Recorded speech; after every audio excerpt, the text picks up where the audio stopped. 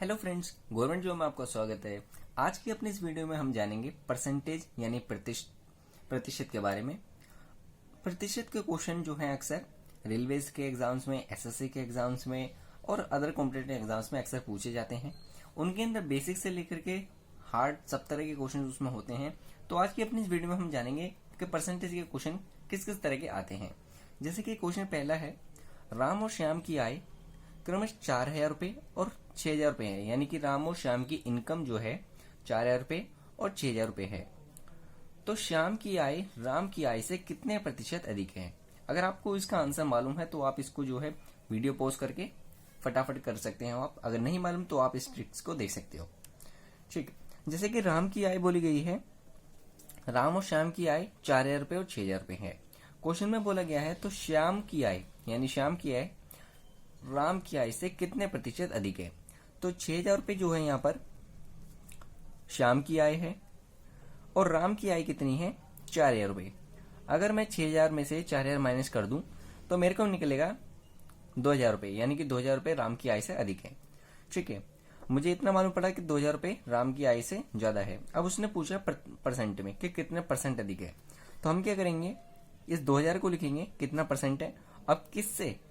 राम की आय से। श्याम की आय तो हमें मालूम पड़ गई, अब उसने पूछा है किससे, यानी कि राम की आय से। राम की आय कितनी है? 4,000 रुपए इंटू में 100। जब आप इसको काटोगे तो आपका आंसर निकल जाएगा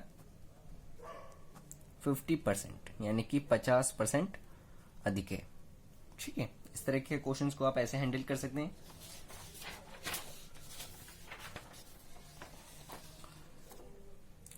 उसी से रिलेटेड एक क्वेश्चन और है। अब इस क्वेश्चन में बोला गया है, यदि ए की आय बी की आय से 40% कम है, वहां पर अधिक थी, यहां पर कम है। ठीक है, तो बी की आय ए की आय से कितने प्रतिशत अधिक है? ठीक है, अब देखिए आप इस तरह के क्वेश्चन को कैसे सोल्व करोगे। ए की आय बी की आय से 40% कम है, यानी कि ए और बी, ए की आय 40% कम है, यानी कि ये 60 होगी, ये 100 होगी। हमने परसेंटेज में मान लिया, बी की आय हमने 100 मान ली, तो 40% कम है 100 से, तो कितनी हो गई बी की आय? ए की आय 60%। अब ये बोला है बी की आय ए की आय से कितने प्रतिशत अधिक है? तो आप इसका 100 में से 60 माइनस करोगे तो टोटल निकल के आएगा 40%। 40% अधिक है किससे?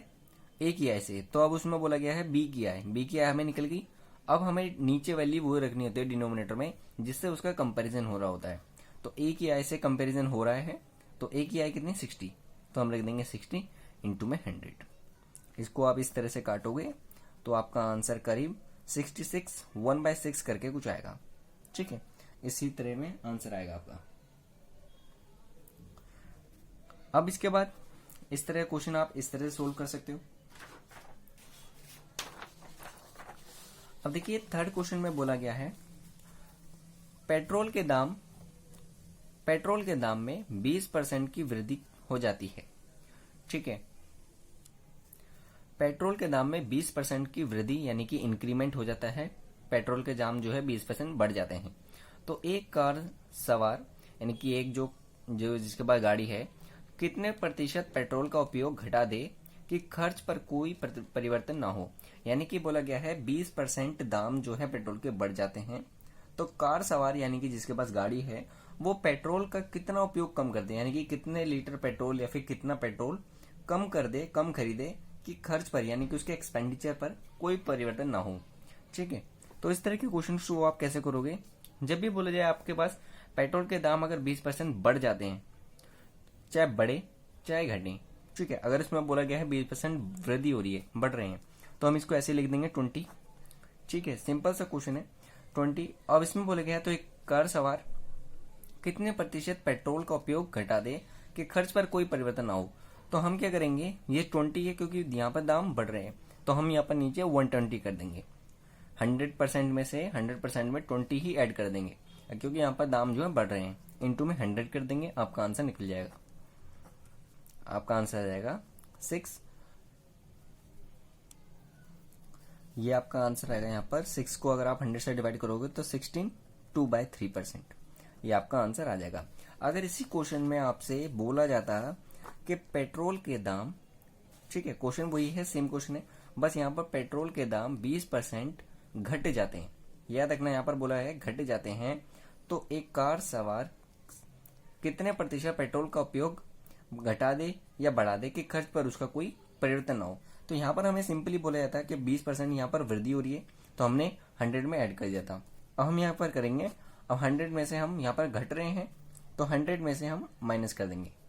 ठीक है, 100 क्या है हमारा, 100 एक हमारी एज्यूम वैल्यू है कि ठीक है ना, एज्यूम वैल्यू हमारी कि हम कितने घटा रहे हैं कितना बढ़ा रहे हैं।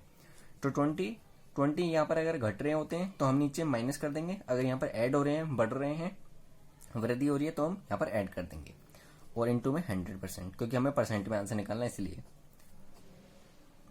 21 जा 20, 4 जा 80 और 4 को 25 आ जाएगा, यानी कि 25% गिर गए, दाम के दाम जो है गिर गए। ये था वैल्यू हमारा वृद्धि होने पर, बढ़ने पर, और ये वाला वैल्यू है हमारी घटने पर। ठीक है, इस तरह के क्वेश्चन को आप ऐसे सोल्व कर सकते हो। अब देखिए इस क्वेश्चन में बोला गया है यदि एक संख्या का 65%, मान लीजिए कोई भी एक संख्या है उसका 65% और उसी संख्या का 36%, एक 65% और उसी संख्या का 36% का अंतर है, यह अंतर 58 है, तो उस संख्या का 75% प्रतिशत क्या होगा। क्वेश्चंस को आप देखिए, मान लीजिए आपके पास एक बोला गया है एक x है, ठीक है, इस x का 65% और उसी संख्या का यानी इसी x का 36% का डिफरेंस, अंतर यानी कि डिफरेंस 58 है। तो मैं यहाँ पर 65%, हमें नहीं मालूम कितना है, तो 65% अगर की मल्टीप्लाई मैं x से करूंगा तो हमारा निकल जाएगा कि x में से 65% हमारा कितना है, उसका डिफरेंस 36%, अब इसी संख्या का 36%, ठीक है, उसका डिफरेंस दिया गया है 58। 65 में से 36 अगर मैं माइनस करूंगा तो आपका आंसर आएगा, जब मैं इसको मतलब 65 में से 36 माइनस करूंगा तो मेरा अप्रोक्स 29% बराबर 58 के होगा। ठीक है, 1% हमारा कितने हो जाएगा, 58 डिवाइडेड बाई 29। ठीक है, अगर मुझे यहाँ पर 100% निकालना होता तो मैं इसकी मल्टीप्लाई 100 से कर देता। ठीक है, लेकिन हमें यहाँ पर बोला गया है उसी संख्या का 75% क्या होगा, तो मैं मल्टीप्लाई यहाँ पर 75 से कर दूंगा। ठीक, ये आपका हो जाएगा 29 दूनी 75 और 75 की मल्टीप्लाई 2 से 150, यही आपका आंसर है। अगर यहाँ पर आपसे 100% बोला जाता तो वो संख्या कितनी है तो मुझे मल्टीप्लाई 100 से करनी होती और मैं आंसर निकाल देता। क्वेश्चन आप एक बार और देख लीजिए, एक संख्या का 65%, मान लीजिए आपके पास एक संख्या x है, ठीक है, उस संख्या का 65%, अगर आप उस संख्या का 65% निकालेंगे तो हमें नहीं मालूम, तो 65% मैंने ऐसे ही लिख दिया था, इसलिए वैसे ही 36 उसी संख्या का 36%, ठीक है, वैसे ही मैंने यहाँ पर 36% लिखा। का अंतर, इन दोनों का अंतर कितना है, 58। अब इनमें से मैंने जब माइनस करा तो मुझे वैल्यू पता चली 29%, दोनों का डिफरेंस 29% बराबर 58 के आया। अगर मुझे 1% निकालना है पहले तो 58 डिवाइडेड बाई 29, ठीक है, और उसके बाद मुझे बोला गया है तो उस अगर यहाँ पर बोला था तो वह संख्या क्या है, तो मैं यहाँ पर मल्टीप्लाई 100 से कर देता हूँ, मेरी वैल्यू निकल के आती है। लेकिन यहाँ पर बोला गया 75% प्रतिशत, तो मैं यहाँ पर 75% मल्टीप्लाई कर दूंगा, जो आंसर मेरा 150 आ जाएगा, यही मेरा आंसर होगा। ठीक है, अब आप इस क्वेश्चन को देखिए, सेम वैसे ही क्वेश्चन, थोड़ा सा डिफरेंस है बस इसके अंदर। यदि एक संख्या, हमें नहीं मालूम वो संख्या क्या है, यदि एक संख्या का 62%, यदि एक संख्या के 62%, 62% और उसी संख्या के 3/5 के बीच का अंतर 36 है, तो संख्या क्या है। इस क्वेश्चन को देखिए, इसमें बोला गया है यदि एक संख्या का 62%, एक संख्या है उसका 62%, ठीक है, मैं इस तरह से लिख सकता हूं या फिर मैं इसको भी ऐसे भी लिख सकता हूं 62% x, इस तरह से मैं लिख सकता हूं, लेकिन मैं इसको ऐसे वाले फॉलो कर लेता हूं पहले। यदि एक संख्या का 62% और उसी संख्या का 3/5 के बीच अंतर, यहाँ पर अगर आपको अंतर बोला है तो डिफरेंस बोला गया है, तो मैं यहाँ पर माइनस कर देता हूँ 3/5x। 3/5x कितना दिया गया? 36। ठीक है, जब आप इसको 62x अपॉन में 100 माइनस 3/5 अपॉन में x 36, इन दोनों का आप जब एलसीएम निकालोगे तो आपका एलसीएम, जब आप इसका दोनों का एलसीएम निकालोगे तो 62x अपॉन में 100 माइनस 3/5x, जब आप इन दोनों का एलसीएम निकालोगे तो एलसीएम आएगा आपका 5 और 100 का, ये 100 ही आएगा इसका एलसीएम। 100 से 100 डिवाइडेड गया तो 1 की मल्टीप्लाई 62 से यानी कि 62x माइनस 5 डिवाइडेड बाय 100 20 की मल्टीप्लाई 3 से यानी कि 60x बराबर में 36। ये 100 इधर चला जाएगा और 62 में से 60 गया तो बचे 2x, और इस 100 को मैं इधर ले आया तो 36 100। x की वैल्यू कितनी आ गई? 1800। तो वह संख्या क्या थी? वो इस संख्या ये थी। आप इस तरह से आंसर जो निकाल सकते हैं। ठीक है,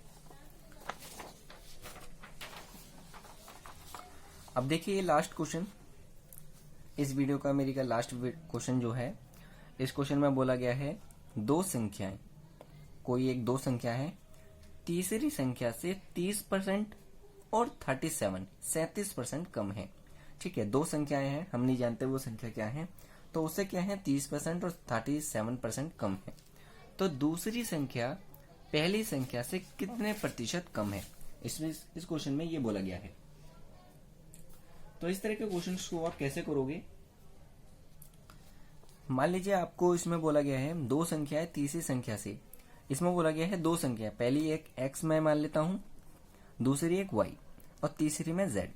ठीक है, तीसरी संख्या से यानी इस z से एक 30% कम है, यानी कि x 30% कम है, तो कितना हो जाएगा 70%। मैं इसको 100 मान लेता हूँ, 100 में से 30% कम है तो 70% x हो गया, ये y 37% यानी कि 63% ये कम है, और ये भी 100% है। ठीक है, z हमने मान लिया 100% है, 100% में से 30% मैंने माइनस कर दिया, 30% माइनस करा 70% x आ गया, y कितना निकल के आया 63%। ठीक है, सिंपल क्वेश्चन है। अब इसमें बोला गया है तो दूसरी संख्या यानी कि ये y पहली संख्या से कितने प्रतिशत कम है, तो आप अगर 70 में से 63 माइनस करोगे तो 7%। ठीक है, नीचे हम अब नीचे डिनोमिनेटर में क्या लिखेंगे, तो दूसरी संख्या पहली संख्या से, पहली संख्या का कंपैरिजन हो रहा है, तो हमने डिफरेंस निकाला 7, अब पहली संख्या से कितने परसेंट कम है, 10% कम है। यही आपका आंसर है। आपको कंसेप्ट आया हो, समझ में आया होगा। एक बार और मैं आपको बताता हूँ, यहाँ पर एक x मैं मान लेता हूँ, एक y मान लेता हूँ और एक z, या फिर मैं a ये b या c, मैं कुछ भी इनको मान लेता हूँ। ठीक है, दो संख्याएं हैं, एक a है एक b है, तीसरी संख्या एक, ये तीसरी संख्या है, इस संख्या से 30% कम है और 37%, यानी कि a 30% कम है। मैं अगर 100% परसेंटेज में हमेशा हमको एक वैल्यू को 100% मानना होता है, तभी हम जो है दूसरे की वैल्यू निकाल सकते हैं। एक 100% है, उससे 30% कम है तो क्या है 70% हो गई। 100 में से 30 माइनस करा मैंने, वैसे ही 100 में से 37 माइनस करा तो मैंने ये आई मेरी 63%। ठीक है, a की वैल्यू 70, b की वैल्यू 63, c की वैल्यू 100। तो इसमें बोला गया है दूसरी संख्या पहली संख्या से, दूसरी संख्या यानी कि दूसरी संख्या पहली संख्या से कितने परसेंट कम है। मैं इस तरह से भी कर सकता हूँ, 70 में से 63 अगर मैं माइनस करूंगा तो 7 डिवाइडेड बाय 70 इंटू में 100, परसेंटेज में मुझे आंसर निकालना है, तो वैल्यू आएगी मेरी 10%। आप इस तरह से भी इस क्वेश्चन को कर सकते हो। आई होप आपको क्वेश्चन समझ में आया होगा, वीडियो अच्छी लगी होगी। अगर आपको अच्छी लगी तो आप लाइक कर सकते हैं। ये मेरी वीडियो का पहला पार्ट है, इसके अलावा मैं इस तरह की वीडियोस के पार्ट जो है अलग अलग बनाता रहूंगा, और आप जो है प्ले लिस्ट में जाकर के वहां से भी कंसेप्ट धीरे धीरे समझ सकते हैं। Thank you guys, thank you for watching my videos.